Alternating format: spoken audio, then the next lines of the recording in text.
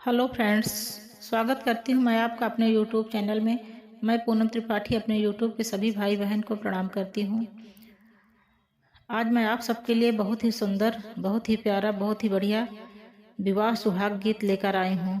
जैसा भी लगे, अच्छा बुरा जैसा भी लगे, आपको कमेंट करके ज़रूर बताना। यदि गीत पसंद आए तो वीडियो को लाइक करना, शेयर करना और चैनल पर पहली बार आए हो तो चैनल को सब्सक्राइब करना। हंसी हंसी दुलाहे रामा बीरिया थमावई हो कि रूठी है दुलाहिन देई। बीरिया न थाम हो कि रूठी है दुलाहिन देई। बीरिया न थाम हो। हंसी हंसी दुलाहे रामा बीरिया थमावई हो कि रूठी है दुलाहिन देई। बीरिया न थाम हो कि रूठी है दुलाहिन देई। बीरिया न थाम हो।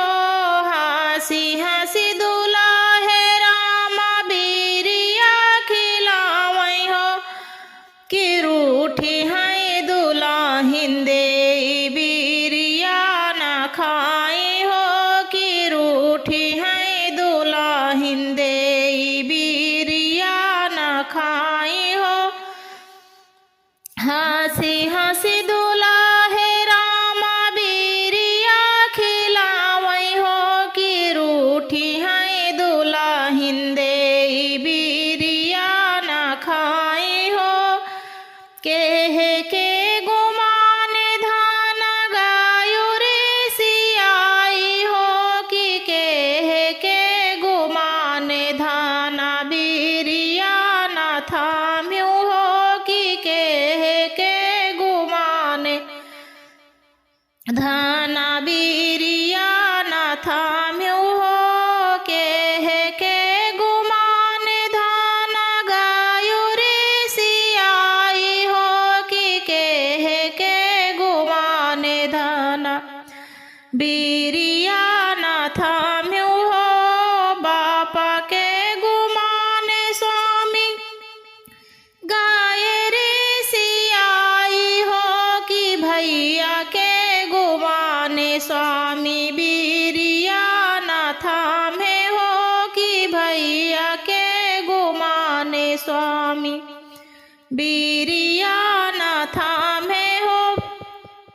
बापा के गुमान स्वामी गाये रे सियाई हो कि भैया के गुमान स्वामी बीरिया न थामे हो कि भैया के गुमान स्वामी बीरिया न थामे हो। यार बापा के गुमान धाना जुआ बिहाने हो कि भैया के गुमान धाना दीन दुई चार हो। यार बापा के गुमान धाना जुआ बिहाने हो कि भैया के गुमान धाना दीन दुई चार हो।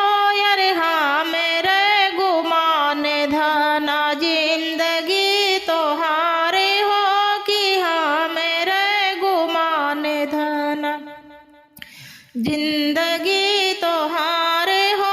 यार भैया के गुमान धाना दीन दुई चार हो कि हाँ मेरे गुमान धाना जाना माही बात हो कि हाँ मेरे गुमान धाना जे